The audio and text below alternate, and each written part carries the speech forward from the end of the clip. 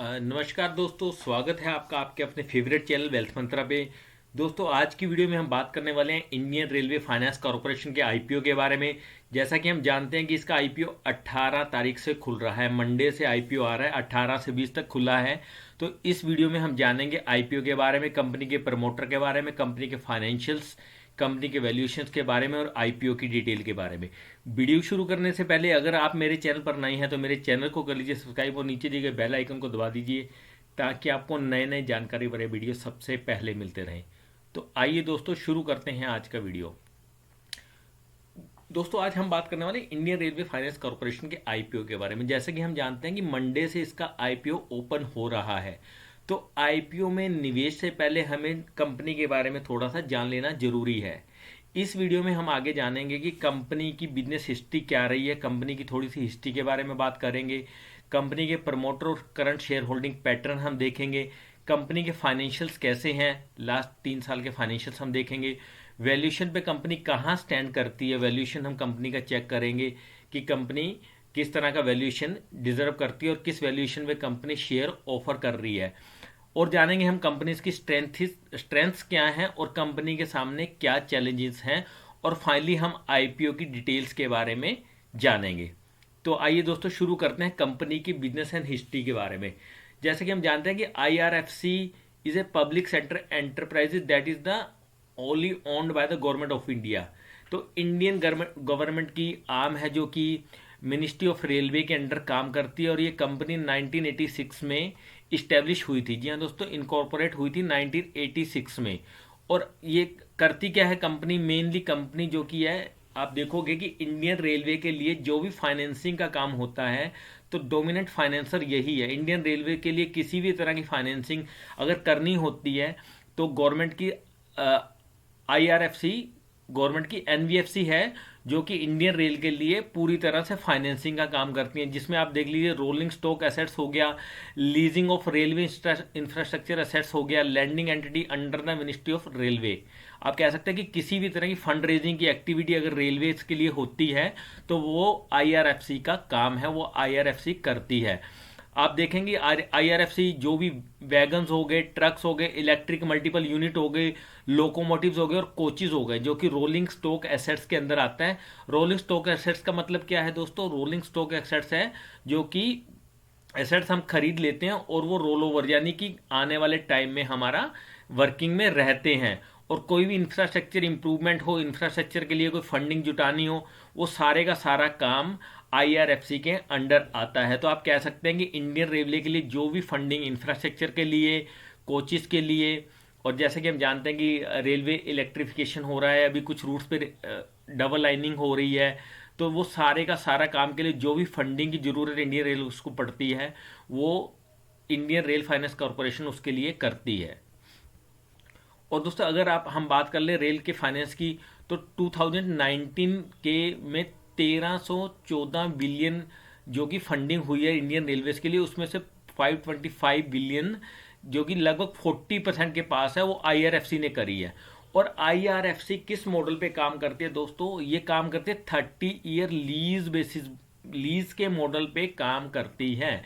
Lease का मतलब क्या हुआ दोस्तों? जो भी ये एसेट्स लेती है वो 30 ईयर्स के लिए लीज पर आगे इंडियन रेलवे को दे देती है। उसमें क्या रहता है कि फर्स्ट 15 ईयर्स में कंपनी, जी हाँ दोस्तों, फर्स्ट 15 ईयर्स में कंपनी इंटरेस्ट, अपना इंटरेस्ट जोड़कर इंटरेस्ट और प्रिंसिपल को कैरी करती है और बाकी के 15 सालों में बाकी का फंड का रिकवरी करती है। और end of the period, lease period के लास्ट में डिस्पोज ऑफ जिस भी वैल्यू पे एसेट्स बच जाती हैं, या तो वो इंडियन रेलवे को दे देती है या किसी अन्य उसको कॉन्ट्रैक्टर को दे देती है, जो भी उस टाइम वैल्यूएशन रहता है। अब बात कर लेते हैं प्रमोटर्स की। जैसा कि हम जानते हैं कि ये पूरी तरह से गवर्नमेंट ऑफ इंडिया की अंडरटेकिंग है और प्रेसिडेंट ऑफ इंडिया, जैसे कि हम जानते हैं कि president of India under the ministry of railway के अंदर ये इंडियन गवर्नमेंट की एंटिटी है। और दूसरी बात दोस्तों, आईआरएफसी जो कि 100% आप देखो कि अभी गवर्नमेंट ऑफ इंडिया के पास है, आफ्टर द इश्यूएंस लगभग 14% डाइल्यूट हो जाएगा स्टेक पब्लिक के पास या इंस्टीट्यूशंस के पास। तो पोस्ट इश्यूएंस शेयर होल्डिंग अगर प्रमोटर की बात करें तो लगभग 86% होल्डिंग प्रमोटर के पास बच जाएगी कंपनी की। अब बात कर लेते हैं फाइनेंशियल्स की दोस्तों। यहाँ पे फाइनेंशियल की बात करें तो कंपनी ने मार्च 18 में खत्म हुए साल में लगभग 9207 करोड़ रुपए का, जी हाँ दोस्तों, 9207 करोड़ रुपए का रिवेन्यू कंपनी ने क्लॉक किया था। और वो मार्च 19 में बढ़कर लगभग 10,987 करोड़ रुपए हो गया। लगभग आप देखोगे यहाँ पे कंपनी ने 19.5%, जी हाँ दोस्तों, लगभग 19.5% की ग्रोथ कंपनी ने दर्ज की। यहाँ पे आप देखोगे कि एक साल में 19% की ग्रोथ कंपनी ने दिखाई। और फाइनेंशियल 20 में ये और बढ़कर दोस्तों, जी हाँ, और बढ़कर ये 13,421 करोड़ रुपए हुआ। यहाँ पे लगभग आप देखोगे कि 22% प्लस की ग्रोथ कंपनी ने यहाँ पे भी रिवेन्यू में दिखाई थी। अब बात कर लेते हैं 30 सितंबर को खत्म हुए हाफ ईयर के बारे में। तो यहाँ पे कंपनी ने लगभग आप देखोगे 7384 का रेवेन्यू क्लॉक किया है। अगर हम इसी पहलू पे अगर हम बात कर ले, इसी को डबल करके चले दोस्तों, अगर हम माने कि इसी फेज पे, इसी पे अगले 6 मंथ में भी कंपनी रिवेन्यू ग्रोथ करती है, तो यहाँ भी पिछले साल के मुकाबले अगर ग्रोथ की बात करें रिवेन्यू में, तो आप देखोगे कि ऐसे चैलेंजिंग इन्वायरमेंट में भी कंपनी 10% की ग्रोथ आपको दिखाती हुई नजर आएगी यहाँ पे दोस्तों। और यहाँ की अगर हम बात कर लें प्रॉफिट आफ्टर टैक्स की, प्रॉफिट की बात कर लें, तो यहाँ पे आप देखोगे कि 18 से लेके 19 तक, जी हाँ दोस्तों, 18 से 19 में आप देखोगे कि यहाँ पे फर्स्ट कंपनी ने लगभग 6.9%, जी हाँ दोस्तों, 6.9% की ग्रोथ दिखाई है यहाँ पे प्रॉफिट आफ्टर टैक्स में। और मार्च 19 टू मार्च 20 में आप देखोगे 49% की जबरदस्त ग्रोथ दिखाई है। यह दोस्तों 49% की जबरदस्त ग्रोथ कंपनी ने आपको यहाँ पे क्लॉक करके दिया है। और बात कर लेंगे अगर अभी खत्म हुए साल में 1886, 6 महीने में 1886 करोड़ रुपए का प्रॉफिट आफ्टर टैक्स क्लॉक किया। अगर इसी वैल्यूएशन पे, अगर हम इसी वैल्यूएशन पे मान के चलें कि अगले 6 महीने भी कंपनी ग्रो करती है, तो भी आप देखोगे कि फिजिकल 20 के मुकाबले फिजिकल 21 में अगर हम करेंगे बात, तो लगभग 18% की ग्रोथ आपको प्रॉफिट आफ्टर टैक्स में दिखाई देगी, जो कि बहुत ही सिग्निफिकेंट और बहुत ही शानदार है दोस्तों। तो यहाँ पे कंपनी की अगर फाइनेंशियल की बात करें तो बहुत ही स्ट्रॉन्ग फाइनेंशियल कंपनी होल्ड करती है। ग्रोथ आप देख लीजिए ईयर ऑन ईयर बेसिस पे बहुत ही जबरदस्त ग्रोथ कंपनी दिखा रही है यहाँ पे। अब बात कर लेते हैं वैल्यूएशन की। फाइनेंशियल 2020 में कंपनी की अगर आप देखोगे तो वैल्यू, अगर आप देखोगे तो शेयर की वैल्यू लगभग ₹26.5 के आसपास थी शेयर की वैल्यू। तो अगर 1.02 book to price to book value पे अवेलेबल था। और बात कर ले फाइनेंशियल 21 की अगर हम बात कर लें तो लगभग आप देखोगे 0.97 पे। अगर आप अपर एंड की बात करें ₹26 पे, कंपनी के ऊपर के उस पर बात करें तो कंपनी लगभग ₹26 पे शेयर ऑफर कर रही है। तो 0.97 बुक टू वैल्यू पे शेयर अवेलेबल है। तो यहाँ पे हम कह सकते हैं कि कंपनी एट पार दे रही है। जी हाँ दोस्तों, कहीं से भी कंपनी आपसे प्रीमियम एक तरह से चार्ज नहीं कर रही है। बुक वैल्यू के लगभग बराबर ही आपको प्राइस टू बुक वैल्यू पे ही शेयर ऑफर हो रहे हैं। जहां तक प्राइस टू अर्निंग की बात कर लें, फिजिकल 2020 में कंपनी 7.65 के पी पे अवेलेबल थी। और अगर अभी बात करें 26 की, जो अपर एंड पे अगर कंपनी शेयर ऑफर करती है तो 8.18 के पी पर अवेलेबल है, जो बहुत ही रीजनेबल, अगर आप कहेंगे बहुत ही रीजनेबल है। कहीं से भी शेयर महंगा नहीं है, कहीं से भी आपको बहुत ज़्यादा वैल्यूएशन के उसमें नहीं दिखाई देगा कि बहुत ज़्यादा डिमांडिंग वैल्यूएशन कंपनी कर रही है। गवर्नमेंट ऑफ इंडिया की अंडरटेकिंग है, बहुत ही अच्छे वैल्यूएशन पे कंपनी के शेयर ऑफर हो रहे हैं। अब बात कर लेते हैं स्ट्रेंथ्स एंड चैलेंजेस की। तो कंपनी की स्ट्रेंथ्स क्या है दोस्तों, यहाँ पे स्ट्रेंथ क्या है, कंपनी की इंडियन रेलवे की फाइनेंस ग्रोथ में स्ट्रेटेजिक रोल इसका रहा है।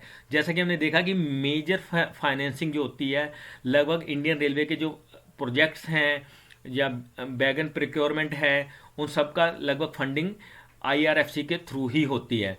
Strong asset liability management. तो दोस्तों जैसे कि हम जानते हैं, मैंने आपको वीडियो में पीछे बताया कि कंपनी क्या करती है कि 30 ईयर के लॉन्ग बेसिस के ऊपर, 30 ईयर के लीज बेसिस पे कंपनी काम करती है। तो लॉन्ग टर्म के लिए कंपनी एसेट्स को फंड करती है और वो एसेट्स आगे लीज पर दे देती है। तो एसेट लाइबिलिटी मैनेजमेंट बहुत ही अच्छा है, कंपनी का कहीं भी मिसमैच नहीं है। और कंपनी का लो रिस्क बिजनेस मॉडल है। जी हाँ दोस्तों, लो रिस्क बिजनेस मॉडल क्यों है, क्योंकि Indian railway already government of India के अंडर है। तो यहाँ पे किसी भी तरह का फंडिंग या डिफॉल्ट होने का कोई चांस नहीं है। और आप मानिए कि अभी एनपीए, जी हाँ दोस्तों, करंटली कंपनी 0% एनपीए पे काम कर रही है, 0% एनपीए। तो डिफॉल्ट होने का चांस ही नहीं है। गवर्नमेंट ऑफ इंडिया की कंपनी कोई फाइनेंस कर रही है तो कहीं पे भी यहाँ पे आपको डिफॉल्ट होने का चांस नहीं है। और यहाँ पे कंसिस्टेंट फाइनेंशियल परफॉर्मेंस हमने कंपनी की देखी है। कंपनी का जो मॉडल है वो कॉस्ट प्लस मॉडल पे कंपनी काम करती है दोस्तों। कॉस्ट प्लस मॉडल क्या है?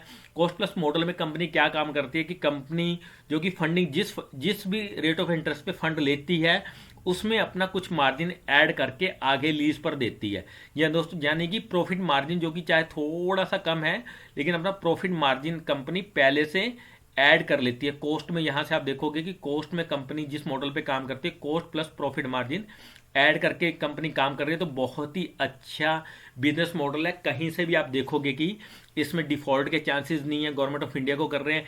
चैलेंजेस क्या हैं दोस्तों? अगर फ्यूचर में गवर्नमेंट ऑफ इंडिया की फाइनेंसिंग में इंडियन रेलवे के लिए फाइनेंस के बारे में कुछ स्ट्रेटेजी चेंज हो जाती है, स्ट्रेटेजी चेंज हो जाती है, तो वो थोड़ा सा कंपनी के लिए चैलेंज हो सकता है। अदरवाइज कंपनी एक तरह से मोनोपोली की स्थिति में है, मोनोपोली के बिजनेस में है, तो बहुत ही अच्छे मॉडल पे कंपनी काम कर रही है। अब आईपीओ की बात कर लेते हैं दोस्तों। आईपीओ की डिटेल के बारे में जैसा कि मैंने आपको वीडियो में पीछे बताया, 18 तारीख मंडे से 18 जनवरी से आईपीओ खुल रहा है और 20 तक खुला रहेगा। और 25 से 26 रुपए का प्राइस बैंड कंपनी ने रखा है, 25 से 26 रुपए का। लोअर बैंड 25 रुपीज का है, अपर बैंड 26 रुपीज का, और 575 शेयर का लोट है। जी हाँ दोस्तों, मिनिमम लोट, एक लोट 575 शेयर का है।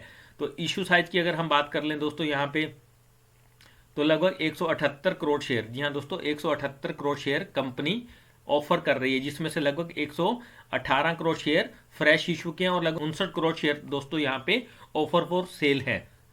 59 करोड़ शेयर दोस्तों यहाँ पे ऑफर फॉर सेल है। ऑफर फॉर सेल का मतलब जो ये फंडिंग आएगी ये गवर्नमेंट ऑफ इंडिया को जाएगी, ये कंपनी को यहाँ पे कुछ भी नहीं मिलेगा इसमें से। और फ्रेश ऑफर जो कंपनी के पास, जो फ्रेश ऑफर से जो भी पैसा रेज होगा वो कंपनी के पास आएगा दोस्तों।